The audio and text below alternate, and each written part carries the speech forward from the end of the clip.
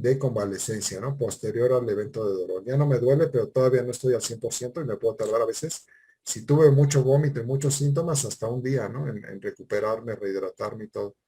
Y ya estoy bien 2 o 3 días o hasta una semana o un mes, ¿no? Y me vuelve a dar el mismo ataque, ¿no? Empiezo con mis pródromos o hiperosmia y todo y otra vez todo, ¿no?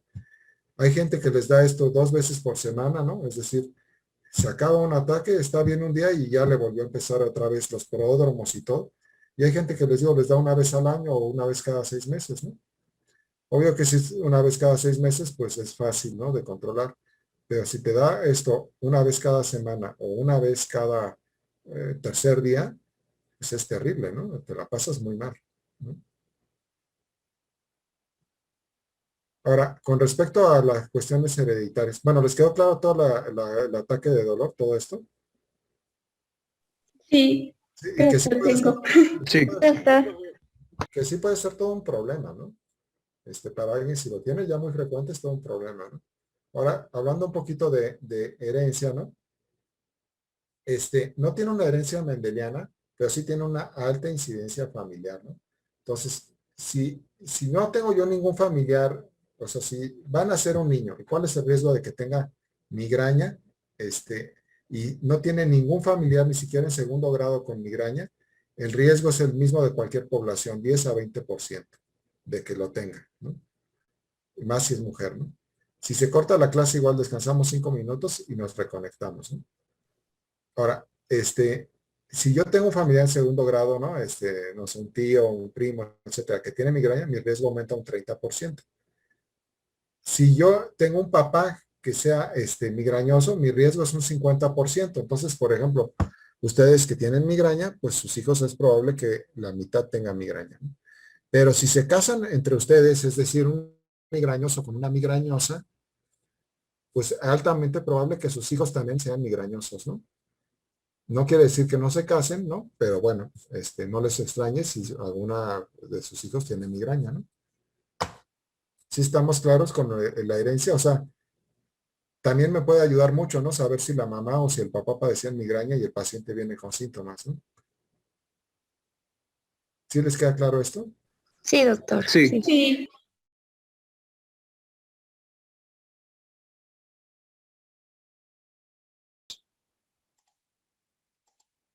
Sí, Doc, aquí andamos. Sí, ¿no? Ya se están conectando.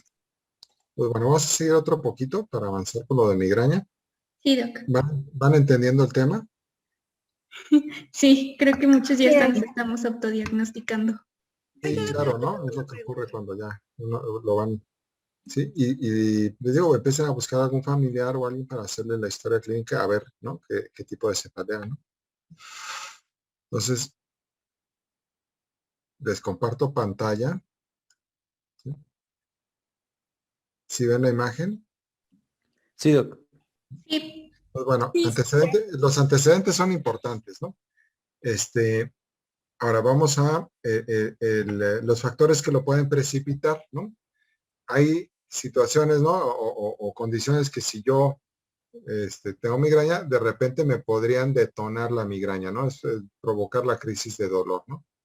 Si yo me expongo a esto. Típicamente los embutidos, ¿no? El chocolate y el alcohol, y sobre todo el vino tinto, son muy socorridos, ¿no? Como los tres más frecuentes, ¿no? Y sobre todo los chocolates, ¿no? Este, pero la realidad es que lo más frecuente es la deprivación de sueño, es decir, no dormir, la fatiga, el ayuno y el estrés. Es decir, y esto es casi válido para cualquier tipo de dolor de cabeza primario. Van a tener muchos más eventos de dolor cualquier paciente, ya sea tensional, en racimos, etcétera, o migraña, si no duerme bien, si no está bien hidratado y si no hace sus alimentos en forma regular, ¿no? Obviamente el estrés es un factor que no está tanto en nuestro control, pero el tomar agua suficiente en el día, o sea, estar bien hidratado, el comer regularmente, es decir, evitar ayunos de más de 8 horas, sí son cosas que el paciente puede cuidar, ¿no? Y sí hay que reconocer que esos son los factores principales para detonar dolor, ¿no? La deprivación de sueño, es decir, hay que mejorar la calidad de sueño. Si el paciente no puede hacerlo por su cuenta, pues hay que ayudarle, ¿no? Darle algo para que sí descanse, sí duerma, regularizar el sueño, ¿no? Y eso muchas veces tiene que ver con estrés, ¿no? Y mejorar sus hábitos de alimentación y mejorar sus hábitos de hidratación. Y tener claro que esos son los principales factores que me pueden precipitar o detonar las migrañas. Entonces, por eso puede variar de repente de acuerdo a una etapa de la vida. Por eso les digo que en el internado es posible que tengan más dolor de cabeza, pues porque van a estar cansados, mal alimentados y a veces no van a dormir, ¿no? Entonces, ahí vamos a tener la combinación perfecta, ¿no? Para tener más dolor, ¿no? Ahora, en el caso de que queremos investigar un poco esto, yo le tengo que explicar al paciente que hay condiciones que pueden detonar el dolor, ¿no? Y entre ellas hay varios alimentos o varias actividades, ¿no? Generalmente el consumo de alcohol o podría ser la actividad sexual, ¿no? Que sería una tristeza, pero pues ni modo, ¿no? La actividad física, el ciclo menstrual, ¿no? Hay una forma de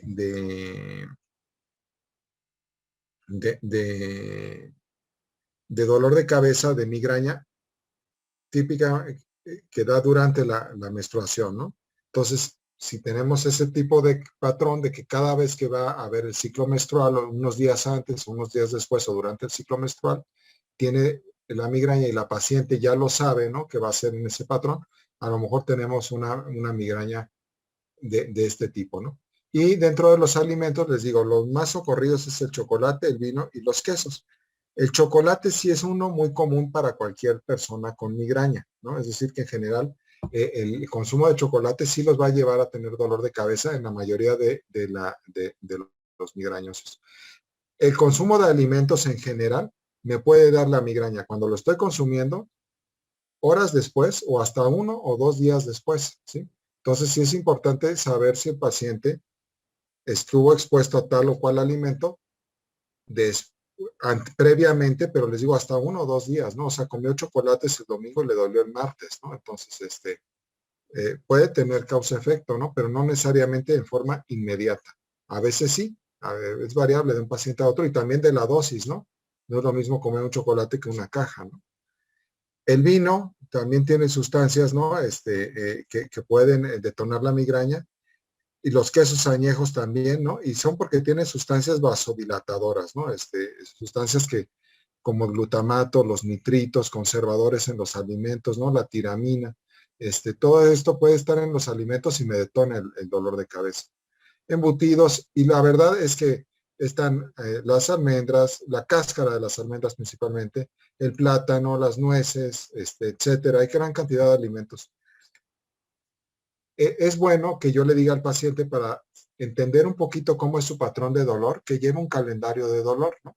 O lleve una bitácora de dolor, como ustedes le quieran decir, donde él a lo largo de un mes o 2 meses, ¿no? Esté anotando cuándo le dio el dolor y cuando le da el dolor que nos diga si tuvo ahora o no, cuánto le duró el dolor, si lo incapacitó o no. Todo eso son características. Pero que también nos diga si comió algo antes que lo pudo provocar, incluso 2 días antes, o si no durmió, o si tomó alcohol, etcétera, ¿no? O sea, todo eso es interesante que nos lo mencione para poder yo después darle medidas preventivas. Porque hay dietas para pacientes con migraña, ¿no? Hay dietas, y pues son dietas que llamamos blancas, ¿no? Porque les quitan prácticamente cualquier alimento embutido, todo lo que tenga colorante acaban comiendo alimentos prácticamente tipo arroz hervido, yogur, pechuga de pollo, pues prácticamente una dieta de esas características. Y bueno, pues no es yo creo que no es correcto porque más bien hay que en el calendario que hacemos aclarar qué alimento es y sí quitar ese alimento, ¿no? Si el chocolate siempre es causa-efecto, pues va a haber que quitar el chocolate, ¿no? De los que tienen migraña aquí en el grupo, ¿es por chocolate? A mí me pasa con el chocolate y con las almendras y las nueces. Sí. Pero bueno, es que también creo que soy alérgica. Bueno, hay que hacer, digo, aparte si hay alergia, ¿no? Hay que hacer cuidado, pero digamos, las almendras, ¿no? Por ejemplo, podrías probar, si es que no tienes alergia, que las comas sin cáscara, ¿no? A lo mejor así no te van a dar migraña. Entonces, a veces es la cáscara, ¿no? El vino, les digo típicamente, pero en general las bebidas alcohólicas, pero el vino más, ¿no? Y bueno, los quesos añejos, desde luego, ¿no? Entonces, les digo, hacer un calendario y más bien, digo, como tu caso, ¿no? Pues quitamos esos alimentos, pero no todos, ¿no? O sea, y siempre esos factores van a ser peor si yo estoy en ayuno, si me han hidratado, no he dormido. Acuérdense que eso es común a cualquier evento de dolor. Entonces aquí tienen, ¿no? Quesos fuertes, chocolate, ¿no? Y el paciente con el dolor, ¿no? Entonces, ¿sí les queda claro los factores que lo precipitan? Sí, doctor. Sí, doctor. Y es muy útil el calendario, ¿no? De dolor. Ahora hablemos un poquito de la fisiopatología, ¿no? Entonces, de la fisiopatología de migraña, pues no, se entiende mucho, pero no todo, ¿no? O sea, hay alguna parte que queda oscura en entender por qué se detona la migraña y las características, ¿no? Sabemos que el hipotálamo está involucrado, ¿no? O sea, desde luego ahí pasa algo en el hipotálamo, muy sutil, porque el hipotálamo es una zona muy importante del cerebro, y si diera algo grave, pues prácticamente tendríamos síntomas muy graves, ¿no? Entonces son cuestiones muy sutiles, ¿no? Es como si en una sinfónica un instrumento estuviera desafinado, ¿no? Entonces ahí empieza el problema, ¿no? El hipotálamo empieza a generar alguna molestia, ¿no? O está en algún momento disfuncionando, pero sutilmente.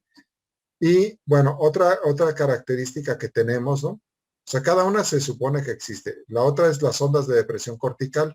Estas explicarían el aura y sí se han probado que existen, es decir, que los vasos cerebrales hacen un colapso, es decir, hacen vasoconstricción en alguna zona de la corteza, y eso me genera que hay una oligoemia, o sea, no le llega sangre a esa zona y empiezan los síntomas de aura, ¿no?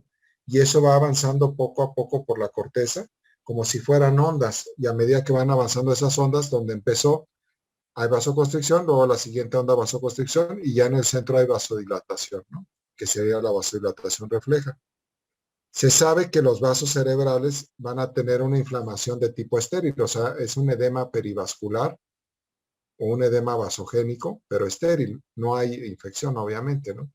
Y esto nos va a causar irritación de terminaciones nerviosas, sobre todo el trigémino, y también hay irradiaciones de estas terminaciones hacia el tallo cerebral, sobre todo el núcleo ambiguo. Por eso hay el reflejo de náusea, ¿no? Al óbex y al área postrema. Entonces, todo esto se sabe, ¿no? Aquí pueden ustedes ver, ¿no? La región del hipotálamo, la corteza, ¿no? El ganglio trigémino, ¿no? Cómo puede todo empezar aquí y empezar a ver la manifestación, el edema perivascular estéril, ¿no? Es decir, aquí está el vaso y cómo empieza a ver este edema, y este edema nos libera citocinas, nos libera sustancia P, irrita las terminaciones del trigémino y empieza a percibirse el dolor, ¿no? Sí. Ahora, esto es la teoría de las ondas de oligoemia, ¿no? Entonces, estas ondas de oligoemia explican el aura, no explican los casos de migraña sin aura, ¿no? Pero sí explican el aura, y de hecho se demostraron que existen. Cuando empiezan como una zona central y luego se va haciendo como ondas, y así se ve en el cerebro en los estudios que se hicieron. Se ve que es una onda de disminución de flujo sanguíneo y que se extiende, estas ondas a una velocidad de 2 milímetros por minuto, ¿no? Y va a causar despolarización y los síntomas del aura. Entonces hagan de cuenta que estas ondas lo trasladan aquí a la corteza, a la región occipital, y empiezan nada más de un lado. Entonces empiezan con sus síntomas visuales como una sintomatología homónima, derecha o izquierda, ¿no? Nasal y temporal de un lado o nasal y temporal del otro. Y de aquí se va extendiendo, se puede ir al área motora, primero al área sensitiva, ¿no? Por eso presenta hemiparestesias, luego al área motora, hemiparesia, y si es el área del lenguaje, afasia, ¿no? Y pudiera nada más quedarse en el occipital, o si se va extendiendo el occipital, empieza con los síntomas visuales, se sucede, o sea, sigue con síntomas sensitivos, sigue con síntomas motores y luego se quita todo en menos de 20 minutos, ¿no? Y sí, este autor lo demostró, ¿no? Moscowitz. Entonces, todo esto se conoce. Luego, ¿qué otra cosa se conoce? Que la serotonina es importante en el dolor. ¿Por qué? Porque si yo le doy un agonista de la serotonina, se les quita la migraña. Todos los medicamentos que llamamos triptanos, que usamos para la migraña, son agonistas de serotonina o 5-hidroxitriptamina, ¿no? Por eso son triptanos, 5-hidroxitriptamina. Ahora, si yo le doy un antagonista de triptanos, ¿no? Antagonista en contra, ¿no? Antagonista, que se llama reserpina, puedo detonar un ataque de migraña hasta en alguien que no tenga migraña, ¿no? Y se ha visto que durante el ataque de migraña, en las plaquetas que circulan, hay bajos niveles de serotonina. Entonces, pues hay mucha evidencia que la serotonina, si no es la causa, es buena parte, por lo menos, del evento del dolor, ¿no? Y que es un neurotransmisor, ¿no? Y bueno, recientemente, y sobre todo con la terapéutica actual, ha surgido este péptido en el panorama del dolor de cabeza en migraña y también en la cefalea vasculotrigeminal, ¿no?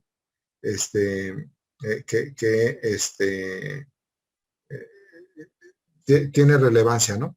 Se llama péptido relacionado con el gen de la calcitonina.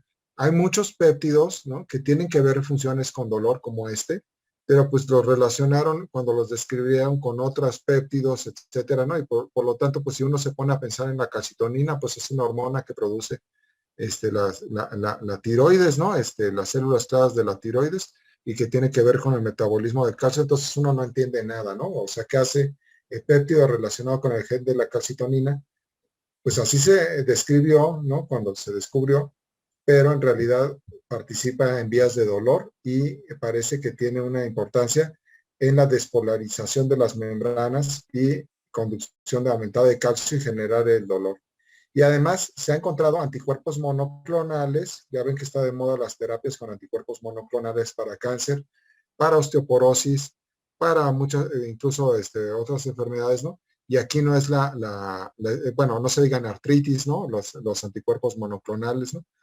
Pero aquí no es la excepción, también se han diseñado anticuerpos monoclonales, ¿no? Que son todos estos, ¿no?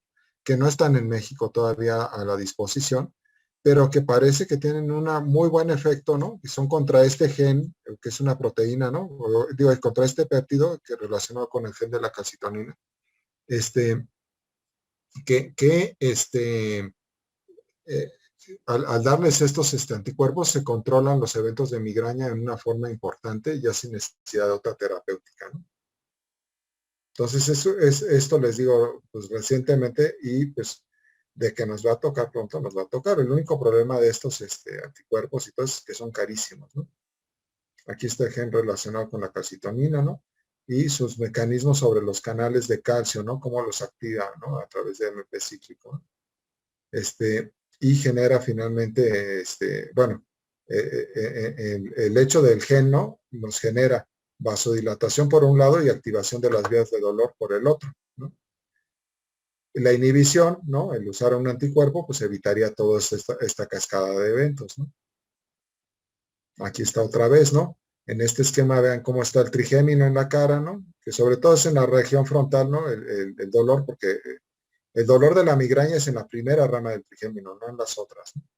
Y los vasos cerebrales, cómo se dilatan, ¿no? Cómo se irritan, genera el dolor, ¿no? Y aparte también los vasos epicraneales. Acuérdense que no nada más son los de intracraneales, sino también pues, los del cuero cabelludo, ¿no? Por eso luego hay alodine. Y vean cómo aquí pues hay un estímulo también del núcleo caudado, lo que nos da náusea. Los estímulos, ¿no? La luz, el olor, el sonido, la fotofobia, la fonofobia, ¿no? Que nos pueden estimular de más el trigémino y generar más dolor, ¿no? Y cómo está este gen del péptido relacionado con la calcitonina, ¿no? Para generar parte de la problemática, tanto la vasodilatación como la estimulación al dolor. Entonces, algún día encontraremos la forma, ¿no? De unir todo, ¿no? Entonces, desde 1938, pues habían dicho que había un espasmo vascular y luego una dilatación. Eso era como lo típico. Y ya posteriormente, ¿no? Las teorías en 1980 empezaron ya a hablar propiamente del hipotálamo, la 5-hidroxitriptamina, ¿no? Todo lo que hablamos. Moskowitz de las ondas de oligoemia, ¿no? Y ahorita, pues la hipótesis o la teoría es la que llamamos trigémino vascular, ¿no?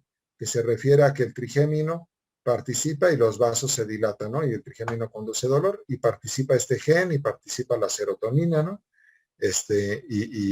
Y pues sabemos que el hipotálamo participa y en algún momento vamos a poder unir todo, ¿no? Entender por qué el hipotálamo disfunciona, por qué empieza la cascada de eventos de dolor y poder unificar todo, ¿no?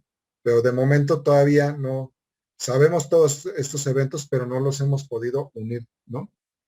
Es muy claro que la parte del trigémino sí es fácil de unir con la parte de los núcleos de la náusea y todo esto por todo lo que tiene que ver la inervación del tallo cerebral, ¿no? Esa parte sí se explica, ¿no? Pero les digo, la parte que tiene que ver entre el hipotálamo, la serotonina y el trigémino, todavía no tenemos la explicación. ¿Sí les queda claro? Y aparte, las migrañas sin aura, pues no tienen las ondas de oligoemia, ¿no? Aparte. Sí, doctor. ¿Sí Sí, queda doctor. claro? Sí, Sí. sí, creo que sí. Es interesante porque todo esto tiene relevancia terapéutica, ¿eh? Hay muchas variantes de migraña, ¿no? Hay migrañas tardías, que son las que empiezan después de los 40 años. Les digo, la mayoría empieza en la adolescencia, ¿no? Pero hay gente que nunca tuvo migraña y le empieza a los 40 años.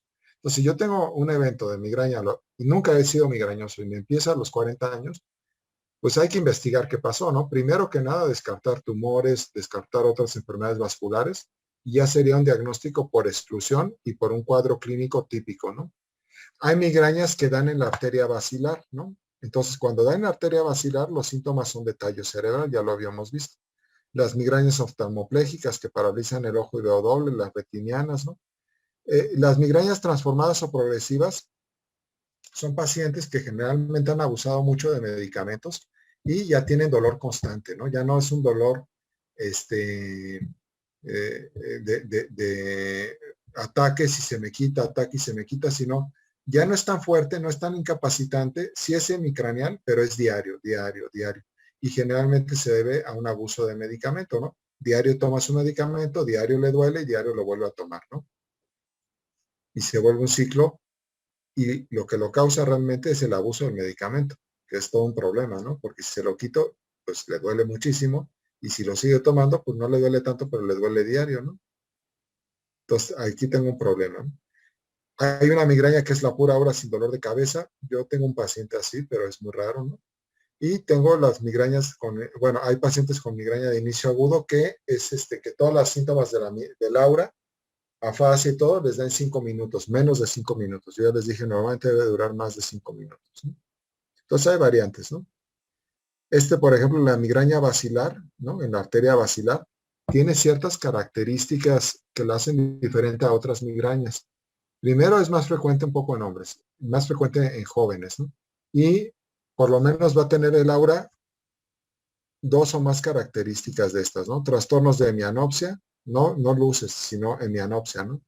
Vértigo, mareo, diplopia, o sea, muchos síntomas de oculomotores, ¿no? O vestibulares, ataxia, disartria, síntomas vestibulo auditivos, ¿no?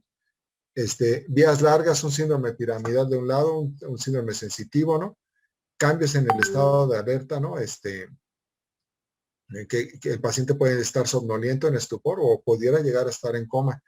Incluso el electroencefalograma se puede lentificar porque es muy grave la isquemia en el territorio basilar y del tallo.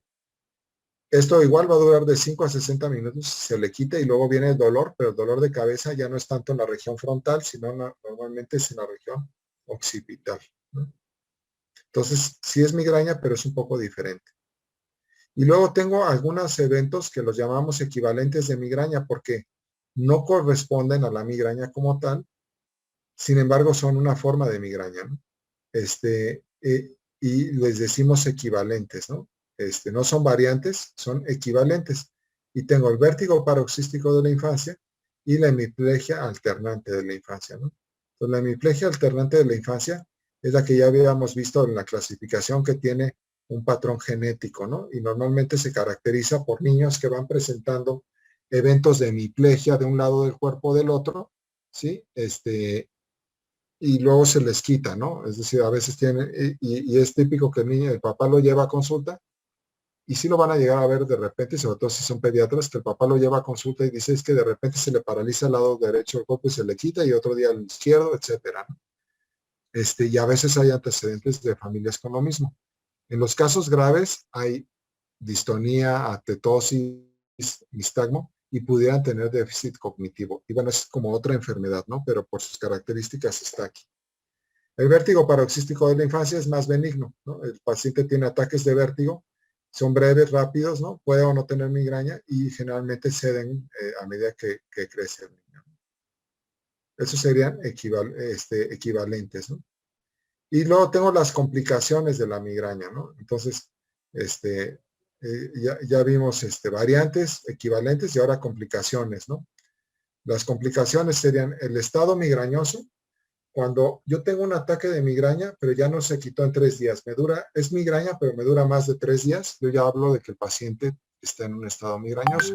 Y generalmente se debe a esta cuestión de que abusaron de medicamentos de forma crónica. Y cuando los síntomas del aura, ¿no? Por ejemplo, una hemiparesia dura más de 3 semanas, puedo yo tener un infarto de origen migrañoso. De hecho, no es raro en las resonancias de las gentes con migraña ver lesiones desmielinizantes en la región frontal que nos hacen pensar en otras enfermedades, y es por la migraña. Entonces, la migraña no es nada más el dolor, de repente sí puede dejar lesiones. Es muy raro y desde luego tengo que descartar otras enfermedades, ¿no? ¿Hasta aquí vamos bien? Sí, doctor. Sí, doctor. Y doc, Ahora, entonces, ya vimos un cuadro clínico, ¿no? Características, estudios, la fisiopatología, ¿no? Las variantes, los distintos tipos, las complicaciones. Ahora, ¿qué van a hacer con el paciente que tiene migraña, ¿no? Entonces, yo tengo distintas medidas, ¿no? Tengo medidas generales para el paciente, medidas preventivas y el tratamiento sintomático, ¿no? Las medidas generales, pues son lo que yo les decía, en base al calendario, ¿no? De que yo le haga al paciente o la bitácora de dolor, pues le voy a quitar los alimentos que yo ya sé que le generan dolor. Le voy a decir que duerma bien, ojalá me haga caso, porque pues mucha gente dice que sí, pero no lo hace. Y sí hay que entender bien que 50% del tratamiento, del éxito del tratamiento está en el paciente, ¿no? O sea, yo llego como médico, yo lo diagnostico, yo le digo todo lo que tengamos que hacer, ¿no? Pero si él no cambia hábitos, no duerme mejor, no hace actividades de esparcimiento, no quita los alimentos que se lo provocan, pues es probable que mi tratamiento funcione parcialmente o no funcione, porque el paciente no está, o sea, sí hay que explicarle que la mitad va a depender de él, ¿no? Y la otra cosa que hay que decirle es que la migraña es para toda la vida, es decir, yo le voy a ayudar a controlarla, no lo vamos a curar de eso, ¿no? Y va a variar a lo largo de su vida, ¿no? Entonces, medidas generales, mejorar alimentación, reposo y quitarle factores precipitantes. Ahora, le voy a dar un tratamiento preventivo, que ese no sería para quitar el dolor, sino para disminuir la frecuencia de ataques. No todos los pacientes requieren tratamiento preventivo, solamente los que van a tener ataques frecuentes, más de uno por mes, y que lo incapacitan. Si tiene un ataque cada 6 meses, pues no lo requiere, ¿no? O cada 2 meses, ¿no? Y la idea del tratamiento preventivo es, va a disminuir la frecuencia y va a disminuir la intensidad de los ataques y se va a controlar más fácil, ¿no? El evento de dolor. Ya en caso de dolor, yo tengo tratamiento sintomático, ¿no? Entonces el tratamiento es para quitar el dolor. Por un lado voy a tener medicamentos comunes, analgésicos comunes, o ya medicamentos específicos como los triptanos, ¿no? O los anticuerpos monoclonales, etcétera, ¿no? Ya específico para la migraña, ¿no? Y por otro lado, mejora condiciones generales, es decir, si tiene mucha náusea, le doy un antiemético, ¿no? Etcétera, ¿no? Y si está muy deshidratado, lo hidrato, etcétera, ¿no? Entonces, por un lado, síntomas pueden ser, les digo, mareo, náusea, vómito, deshidratación, ¿sí? Exceso de consumo de analgésicos. gastritis, ¿no? Por tanto, medicamento. Todo esto entra dentro de condiciones generales. Medicamentos comunes para el dolor o ya medicamentos específicos. Y eso es, el tratamiento sintomático es solo cuando tiene dolor, ¿no? En el ataque de dolor.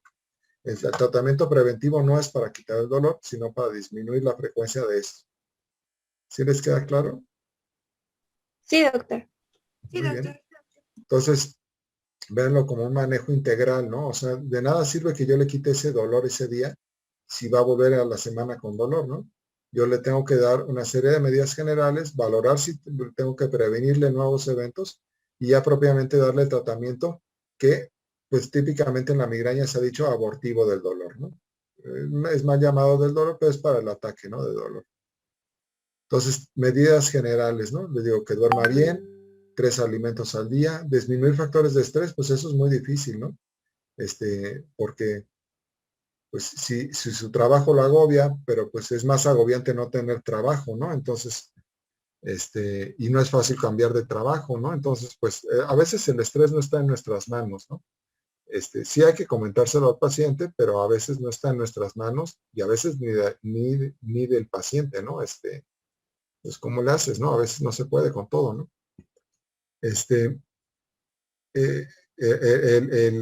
Evitar factores precipitantes, ¿no? Les digo, aquí individualicen, ¿no? Si es una cosa o la otra. El café regúlenle, pregunten cuánto café toma. Si es que toma mucho, pues traten de reducirlo a 2 tazas. No se lo quiten, pero díganle, no tome más de 2 tazas, ¿no? Para que no tenga también síntomas de supresión del café y le duela más la cabeza por la cefalea por supresión, más la migraña, que casi siempre va a detonar migraña. Si fuma, quitárselo, ¿no? Indicarle que haga caminata, ejercicio regular, no tiene que ser ejercicio de alto rendimiento, pero sí unos 30 minutos 4 veces por semana, ¿no?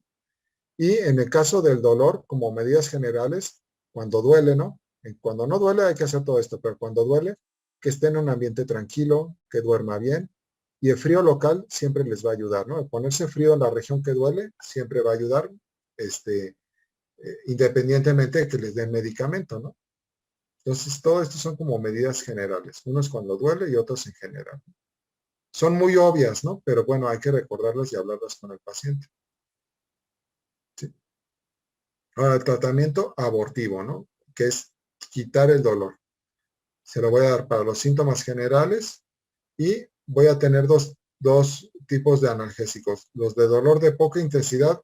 Migraña, acuérdense que no hay dolores de poca intensidad, pero sí moderados, ¿no?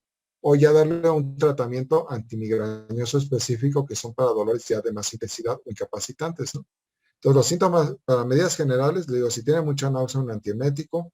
Si ya tiene datos de gastritis, darle algo, no sé, un gel de hidróxido de aluminio, etcétera. Hidratarlo si ha vomitado mucho. Si el mismo dolor le genera mucha ansiedad, ¿no? Es decir, ya está con dolor y ya está muy ansioso y el mismo ciclo entre ansiedad y dolor, acuérdense que es un proceso neuropsicológico. Entonces ya, darle un ansiolítico también, ¿no? Clonazepam, un lorazepam, lo que ustedes gusten, ¿no? De acuerdo al perfil del paciente y la edad del paciente, ¿no? Ahora, esto es para lo general, ¿no? O sea, no le puedo yo dar un medicamento para el dolor si está vomitando, ¿no? Entonces tengo que controlar eso. Si el dolor es de poca intensidad, le va a servir que le dé un AINE, ¿no? O sea, un antiinflamatorio no esteroideo. Puede ser el ketorolaco, pero el ketorolaco no el de 30 miligramos, digo, no el de 10 miligramos, sino el de 30 miligramos sublingual o inyectado. O ácido acetil salicílico, pero 1 gramo. O paracetamol, pero 1 gramo. O metamizol, pero 1 gramo, ¿no? O sea, que es una pirazolona. Claro que cuando yo voy a dar medicamento, yo ya pregunté si el paciente tiene alergia, si tiene enfermedad renal, etcétera, etcétera, si tiene úlcera gástrica, etcétera, etcétera, ¿no? O sea, yo no doy ácido acetil salicílico 1 gramo a un paciente que ha tenido sangrado de tubo digestivo, ¿no? Ni ketorolaco, ¿no? Pero, yo digo, ya una vez que yo interrogué todo esto, y si no es alérgico a nada de esto, yo ya le puedo indicar algo así, ¿no? Si el dolor es moderado, ¿no? No tan intenso, esto va a funcionar. El ketorolaco, 30 miligramos sublingual o intramuscular. El ácido acetil salicílico, 1 gramo, o sea, 2 aspirinas de 500. El metamizol, 1 gramo igual. O paracetamol entre 750 y 1 gramo. Dosis única y a veces se puede repetir a las 8 o 12 horas, ¿no? Obviamente, si toma cada 8 horas durante días esto, pues es terrible, ¿no? Algo estamos haciendo mal. Y ahora, si el dolor es francamente una migraña de gran intensidad, de plano le voy a dar un derivado de ergotamina o un triptano que son más nuevos, ¿no? ¿Vamos bien hasta acá? Sí, doctor. Sí, doctor. ¿Sí? Sí, doctor. Sí. Entonces, ¿cuándo debo yo dar un tratamiento para quitar el dolor? Primero que nada, lo más pronto posible, ¿no? Me va a ir mucho mejor con el paciente si yo le doy el tratamiento cuando empieza el dolor que si ya pasó un día de dolor, ¿no? Generalmente me cuesta mucho más trabajo controlar una crisis de un día que cuando está empezando el aura que se tome el medicamento o cuando le está empezando el dolor. Normalmente en media hora o una hora ya se le quitó el dolor si le di el tratamiento específico, ¿no? Entonces, entre más pronto, mejor. De hecho, a estos pacientes hay que acostumbrarlos a que carguen la medicina con ellos en su bolsa, en su coche, en donde estén, ¿no? En su locker, que ahí lo tengan, para que en caso de dolor lo puedan tomar lo más rápido posible, ¿no? Que están en examen, que están en la escuela, que están en la guardia, ¿no? Pues ahí tenerlo a la mano, ¿no? ¿Qué no hay que hacer? Si le doy un triptano, no lo combino con ergotamina o al revés. O sea, o le doy ergotamina o le doy triptanos, pero no los dos, ¿no?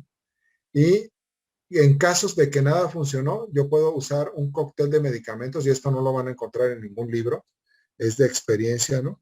Y le damos un cóctel analgésico que va a estar con esta combinación. Una solución fisiológica 250 mililitros con 2 gramos de metamizol, siempre y cuando no sea alérgico, 10 miligramos de metoclopramida. La metoclopramida es un buen medicamento para el dolor de cabeza. Tiene efectos, ¿no? De tipo ergotamínico, ¿no? Y para evitar que le siga doliendo, no sobra, como ya sabemos que hay un edema estéril perivascular y el edema perivascular es muy sensible al esteroide, le puedo dar 500 miligramos de hidrocortisona. Todo esto en la solución de 250 y se lo paso en 20 minutos, ¿no? Para que no haga una hipotensión por el metamizol. Los 2 gramos de metamizol con la metoclopramida con la hidrocortisona en 250 fisiológica, en 20 minutos por la vena, puede sacarlos de muchos problemas cuando ya falló todo, ¿no? Dice casos refractarios. Ahora,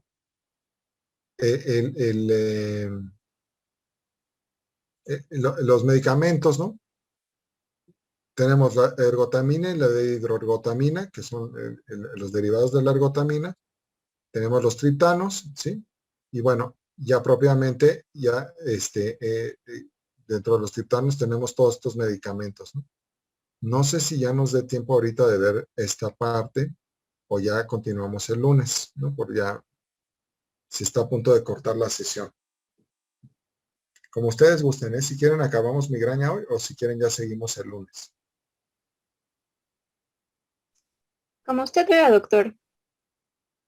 Bueno, yo digo. Sí, como usted diga, Sí. doctor. ¿Sí? Y no hay problema, usted decida. Bueno, pues ya no falta mucho para acabar migraña, ¿no? Entonces, acabemos con tratamiento, ¿no? Sí, Ok, sí, está bien. Sí, Si se doctor. corta la clase, si quieren, igual descansamos 5 minutos y nos conectamos, ¿no? Sí. Ya serían, si acaso, 10, 15 minutos más, ¿no? Entonces, bueno, la ergotamina y la hidroergotamina que existen en muchos cuadros básicos de salud, ¿no? Generalmente viene combinado, ¿no? El medicamento no viene solito, generalmente viene combinado con ácido acetil salicílico, paracetamol o alguna pirazolona y muchas veces trae cafeína. En el sector salud viene como ergotamina, cafeína y en las farmacias ya la encuentran en la pastilla con todo combinado. Traen ya sea de la ergotamina o la de hidroergotamina 1 miligramo, ¿sí? Y aproximadamente traen 50 miligramos de cafeína. La cafeína funciona en la migraña porque ayuda al efecto vasoconstrictor, es decir, quitar la vasodilatación, que es lo que duele, y además ayuda a que el medicamento se absorba más rápido. Entonces, por eso traen cafeína. Pero es un estimulante, ¿no? Y les digo, y aparte trae reforzando con un analgésico, ¿no? De cualquiera de estos puede traer, ¿no? Y son agonistas, antagonistas de receptores adrenérgicos, ¿no? Finalmente, el efecto, pues,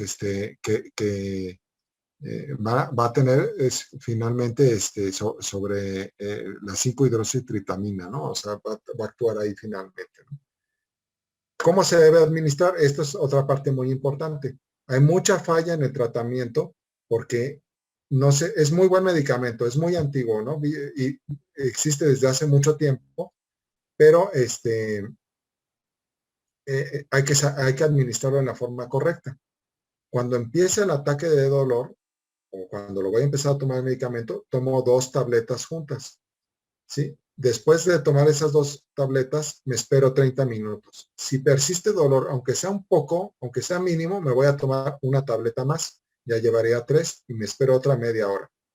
Si existe todavía dolor, me voy a tomar otra tableta y ya llevaría 4 y me espero otra media hora. Si todavía hubiera un poco de dolor, me tomo 5 tabletas, la 5ª tableta y ya no tomo más porque ya falló este tratamiento si ya no se quitó el dolor. Mejor ya paso tratamiento intravenoso, ¿no? No debo tomar más de 5 tabletas de 1 miligramo en un día, más de 10 en una semana y más de 20 al mes. Si tomo más de esto sería un abuso del medicamento y pues estoy fallando en mi tratamiento y además ya no me sería útil, ¿no? Más bien entraría con la cefalea de rebote. Entonces hay que tomarlo de esa forma, 2 al inicio y cada media hora una tableta hasta un máximo de 5. Si con las 2 primeras se quitó el dolor, no continúo dando la tercera, ¿no? Y si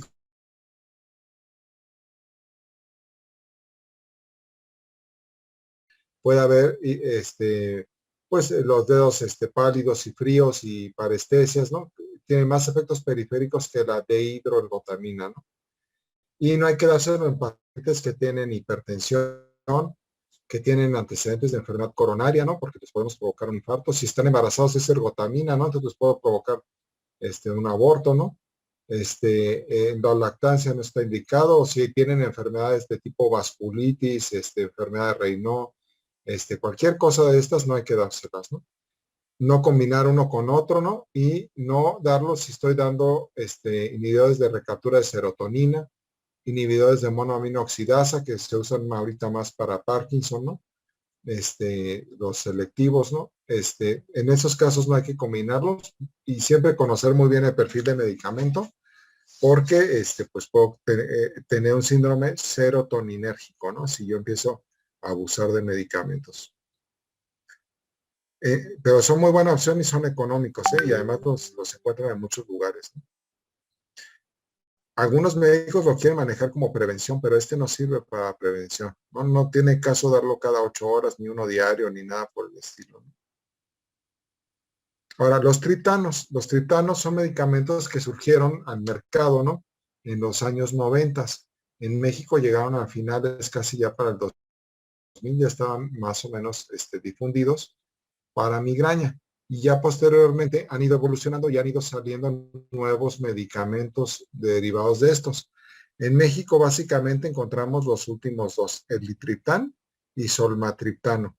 El sumatriptán fue el primero de esta familia y ya prácticamente no lo hay en el mercado, aunque sí en las farmacias del doctor Simi sí lo venden. Son tabletas de 100 miligramos. Y bueno, los servicios de urgencias sería útil la solución nasal de 20 miligramos, pero la verdad es muy difícil conseguirlo, igual el subcutáneo, ¿no? Estos son agonistas específicos de la 5-hidroxitritamina, específicamente la tipo 1. Acuérdense que hay 4 tipos de receptores para 5-hidroxitritamina o para serotonina, que es el tipo 1, el tipo 2, el tipo 3 y el tipo 4, que es más de distribución intestinal, ¿no? Está más en el intestino y se usan para muchos tratamientos procinéticos, ¿no? O sea, los gastroenterólogos usan medicamentos para estreñimiento que tienen este tipo de agonistas, ¿no? Para migraña, pues son más de este tipo. Incluso hay unos supraselectivos, ¿no? Es 1A, 1B, o sea, son más selectivos a receptores de la serotonina, ¿no? Pero bueno, lo importante es que ustedes sepan que son agonistas de la 5-hidroxitriptamina y sí son muy eficaces, ¿no? En el mercado, les digo, encuentran el somatriptán y el elitriptán. Y a veces en el doctor Simi, el sumatriptán. El sumatriptán, les digo, fue el primero que salió. O sea, fue el primero que surgió y ya después se han ido haciendo unos más finos. Y existen otros, pero en México no están. Aquí es un poquito diferente. Cuando quiero darlo, le doy una tableta y si no se quita el dolor, le puedo repetir la dosis a las 2 horas. Y nunca voy a dar más de 2 tabletas en 24 horas, ¿no? El elitriptán viene de 40 y 80 miligramos y es vía oral. Y el somatriptán no son tabletas de 2.5 y hay vía oral y vía sublingual. El costo, la caja trae 2 tabletas, es decir, no trae más. Y el elitriptán anda alrededor de los 400 pesos, ¿no? Quitarle el dolor no tiene precio, ¿no? Pero pues no es factible estarlo tomando cada rato, es muy caro, ¿no? El sumatriptano, depende de la marca. Si yo compro el de original, anda alrededor de 350 pesos. Si compro un genérico, anda alrededor de 250. Y si compro uno sin marca, ¿no? De Superama o de marca, pues genérica, ¿no? Como solmatriptano, cuesta alrededor de 150 pesos, ¿no? O sea, ya está más accesible. Y bueno, el problema es que tiene mucho rebote, ¿no? Es decir, que el rebote es que me lo quita hoy, pero mañana requiero tomarme un refuerzo porque me vuelve a empezar el dolor, ¿no? Entonces, ese es un problema con estos medicamentos. Y están contraindicados igual en lo mismo, ¿no? No lo debo dar junto con ergotamina, ni con inhibidores de recaptura de la serotonina, o antidepresivos o inhibidores de monoaminoxidasa. Y están contraindicados en pacientes con hipertensión, sobre todo descontrolada, ¿no? Que esté controlado se le podría dar. O que tengan enfermedades coronarias, arteriopatías, embarazo, lactancia. Son las mismas contraindicaciones, ¿no? Y el problema es su costo, ¿no? Y si es más caro que el otro. ¿Les queda claro los triptanos? Sí, doctor. Sí, doc. Aquí en este cuadro es de tratamiento abortivo. Entonces pueden ver todas las familias de medicamentos que hay, su grado de recomendación, su eficacia, su efectividad y pues si tienen o no efectos adversos, ¿no?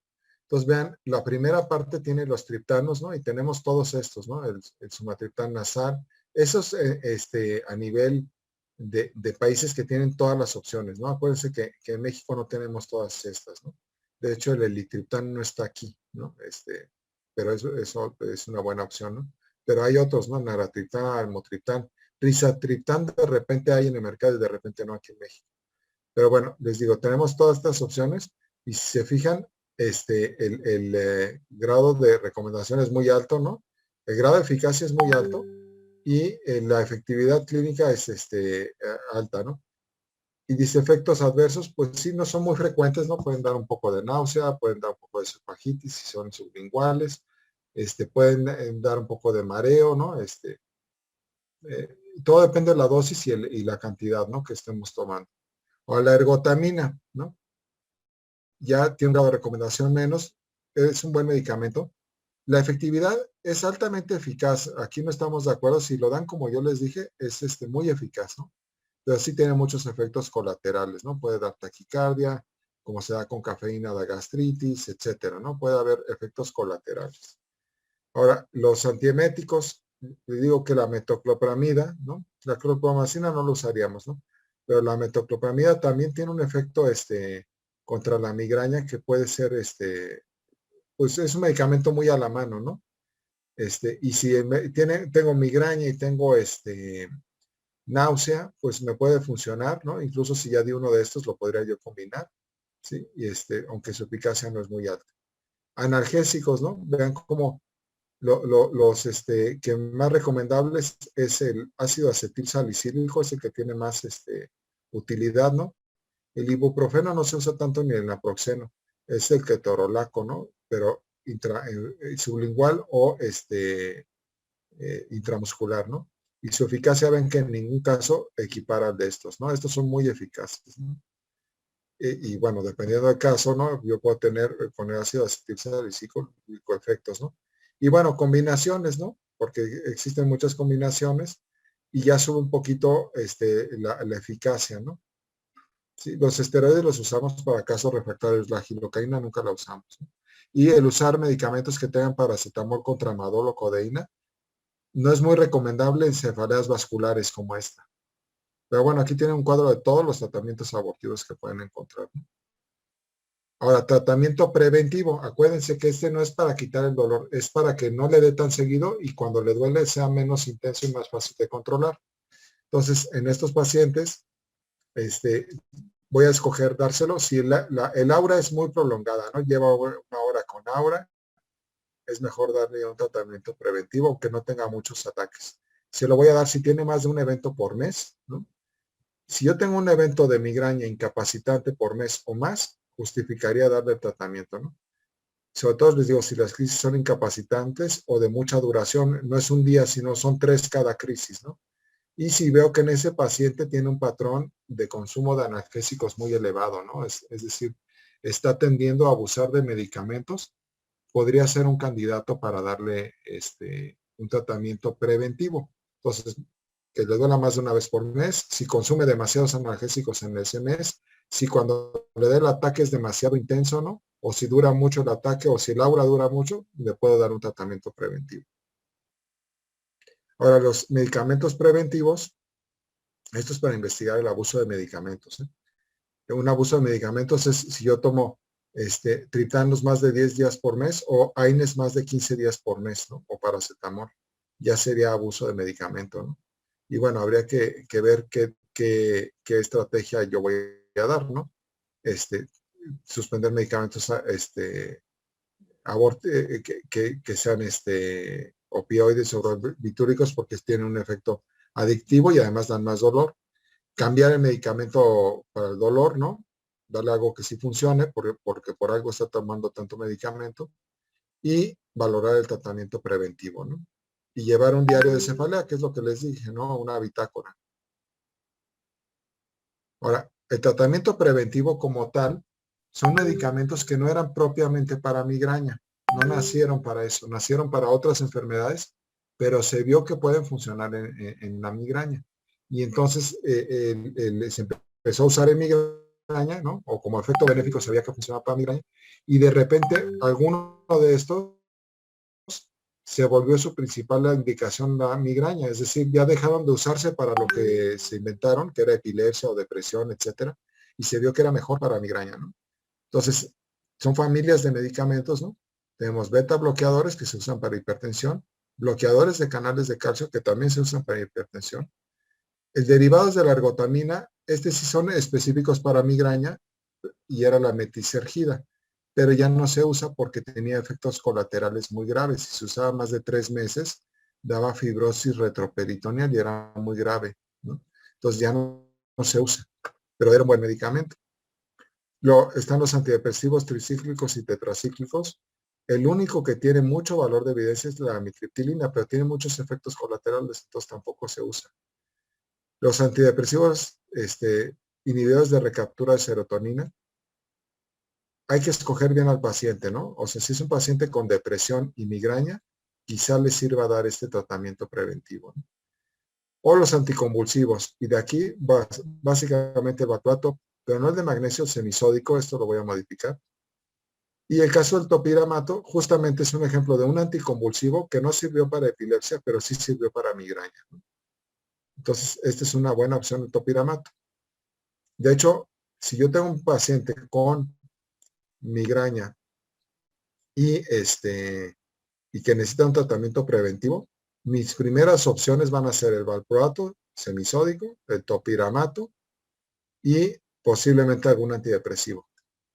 Propanolol y metoprolol son una buena opción para prevenir el dolor, pero tienen efectos colaterales, pues porque básicamente bajan la presión, ¿no? Y si yo se lo doy a una mujer joven, pues va a estar haciendo cuadros de hipotensión que de por sí hacen fácilmente las mujeres jóvenes porque manejan presiones bajas y digamos son muy vagotónicas, ¿no? Entonces fácilmente las voy a causar que pues estén teniendo lipotimias y problemas, ¿no? Entonces no sería una buena opción en esa población, que es la más frecuente, ¿no? De migraña. Ahora, si fuera un paciente ya de más de 40 años hipertenso, quizás sea una buena opción, pero si se lo doy a un hombre, pues hay que recordar que los dos dan disfunción eréctil y es posible que el hombre lo deje, ¿no? El paciente masculino lo deja de tomar y no nos dice, ¿no? Y sigue con los dolores de cabeza y no nos dice, pero pues lo dejó de tomar porque pues tuvo un efecto colateral no deseado, ¿no? Entonces, hay que conocer bien lo que les estoy dando al paciente, igual en el caso de la flunaricina y la nimodipina. La flunaricina es un bloqueador de canal de calcio, pero no sirve tanto para hipertensión, sirve mucho para migraña, pero tiene una desventaja. Aparte que baja la presión, da rubicondez facial, o sea, sensación de calor, da sueño, aumenta el apetito, es decir, si la paciente tiene problemas de sobrepeso, le genera que coma más, sube de peso. Entonces no es una buena opción ahí. Y la otra problemática que tiene es que aumenta mucho la depresión. Entonces, si ya de por sí tenía depresión, esto se lo podría agravar. Si no tiene depresión, no es un problema. La metisergida, pues nada más que lo conozcan con fines históricos porque no lo van a usar. La amitriptilina se usa mucho, la verdad, porque en los artículos y todo tiene muy alto nivel de evidencia para su uso. Pero les digo, no tiene mucha utilidad porque hay que dar dosis altas y tiene muchos efectos colaterales, ¿no? Hipertensión, glaucoma, boca seca, etcétera, ¿no? Entonces, de repente encontrarán algún paciente que sí es buen candidato y los pacientes que les va a funcionar bien la amitriptilina y la imipramina son pacientes que tienen, aparte de la migraña, cefalea tensional, o sea, una cefalea mixta o fibromialgia o otra enfermedad, ¿no? Inhibidores de recaptura de serotonina son muy buenos antidepresivos, ¿no? En un paciente con depresión sería la opción. Y los anticonvulsivos, les digo, son la primera opción. Entre topiramato y el valproato, el topiramato es primera opción, pero recuerden que este es el único que hace bajar de peso y también tiene un efecto colateral que es dar depresión. Entonces, si tiene una paciente delgada, no sería opción porque pues, le quita el apetito. Está contraindicado si tienen piedras renales, sobre todo de oxalato de calcio, porque favorece la formación de piedras renales, sería una contraindicación. Entonces, o cálculos renales de oxalato de calcio, que son los más frecuentes. Ahora, si es una paciente obesa, podría ser una buena opción, pero que no tenga depresión. Si tiene depresión, no es una buena opción porque le va a aumentar la depresión. Entonces, depresión emocional, ¿no? Entonces, el topiramato tiene esos asegúnes, ¿no? Es muy buen medicamento para prevenir. Si la paciente es obesa va a ser una buena opción porque hasta le va a ayudar a bajar de peso. No darlo en pacientes que tienen problemas de piedras renales o cálculos renales y insistirles que siempre tomen mucha agua, ¿no? En 1 de cada 10 pacientes les genera problemas de concentración. Entonces también pacientes que requieren mucho, pero nada más en 1 de cada 10, pero pudiera pasar que les dijeran, no, pues es que lo tomo, pero no rindo en el trabajo, ¿no? Y es por esto. El valproato es muy buena opción, pero pues tiene algunos otros problemas, ¿no?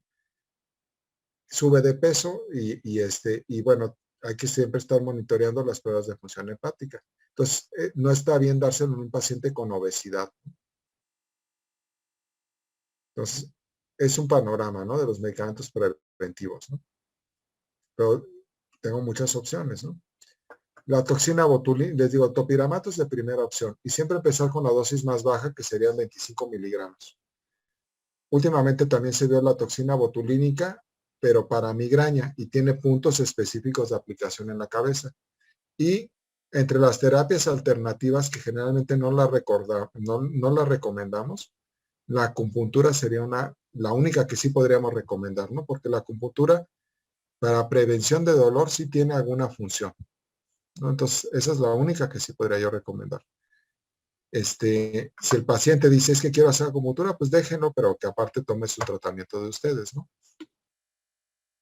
Nada más con la recomendación de que vaya a un lugar donde pues esterilizan las agujas, etcétera, ¿no? Otras terapias alternativas, homeopatía, todo eso, pues no la vamos a recomendar, ¿no? Y la toxina botulínica, les digo, sí funciona, se aplica en puntos específicos en la cabeza, y bueno, hay que tener experiencia en su aplicación, ¿no?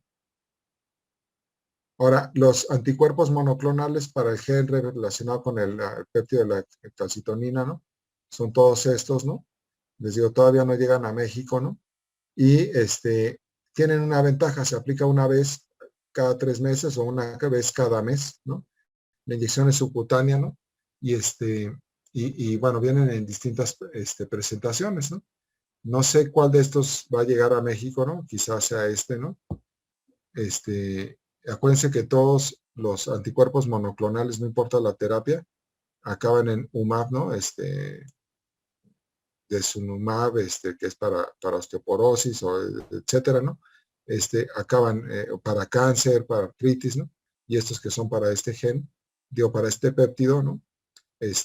También acaban de esta forma. Cuando vean un medicamento que acaba con esta terminación, es que es un anticuerpo monoclonal, ¿no?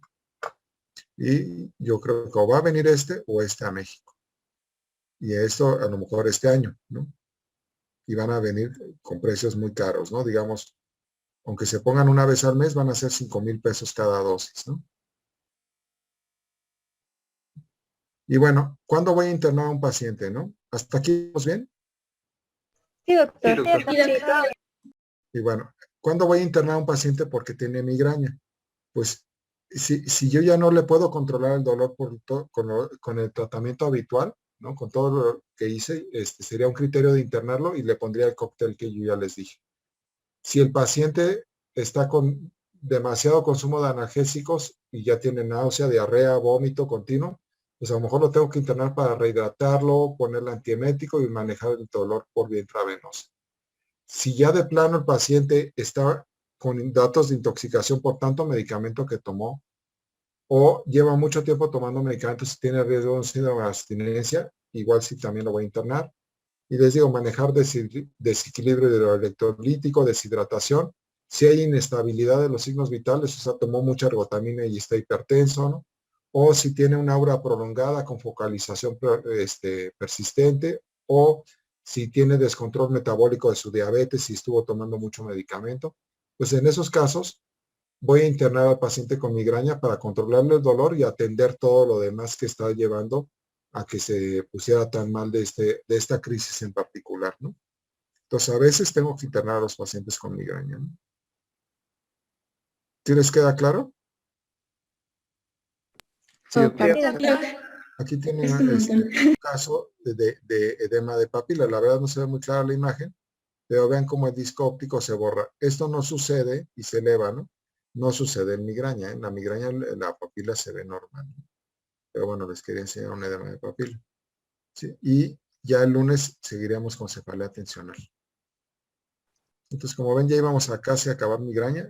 ¿Hay alguna duda? No, Pues creo que según no. no. Ahorita repasar nada más lo que vimos. Sí. Digo, toda esta clase se las voy a mandar igual al final, ¿no? Sí. Ya ven que tiene mucha aplicación clínica para ustedes, ¿no? Lo de menos les digo ese tratamiento, sino que hagan bien el diagnóstico, que hagan el estudio pertinente, que sepan si se trata nada más de una migraña o si se trata de una migraña más cefalea tensional o una migraña más cefalea por abuso de sustancias o por abuso de... O sea, no siempre una migraña va solita, ¿no? Puede llevar otros componentes de dolores de cabeza y se encima una con otra, ¿no? Por eso se vuelve muy complicada la cefalea y por eso hay tanta falla, ¿no? En los tratamientos. Y la clave está en la historia clínica, ¿no? A un paciente cuando viene con dolor de cabeza, hay que dedicarle tiempo, ¿no? No es una consulta de pasillo. Hay que preguntarle muchas cosas de sus hábitos, de cómo consume medicamentos, de cómo consume café, cómo se hidrata, cómo duerme, cuando come, qué actividad física hace, cuándo le empezó, cuándo cambió el dolor de cabeza, si tiene problemas familiares, todo eso le preguntamos, ¿no? Y si hacen todo eso, se van a tardar, obviamente, va a ser una hora, ¿no? Con el paciente, pero van a tener un diagnóstico integral y les garantizo que van a poder saber bien en ese paciente qué tratamiento darle y pues van a conservar al paciente, ¿no? O sea, se le va a quitar el dolor. ¿Sí? Y hablar muy claro, ¿no? Con el paciente, ser muy claro con él, ¿no? De que no se cura el evento, no se le quita la migraña, la va a tener toda la vida y va a ir variando y que la mitad del tratamiento depende de que él coopere, ¿no? Que haga cambios, ¿no? O sea, que no todo está en la medicina, ¿no? ¿Estamos bien? Sí, doctor. Sí, doctor. Muy bien. Entonces, nos vemos el lunes, ¿no? Doctor, solo Sí. para confirmar, entonces sí es posible tener migraña y a la vez cefalalgia tensional, ¿verdad? Sí, claro. De hecho, es de lo más común. Ay, gracias. Sí, es bastante común.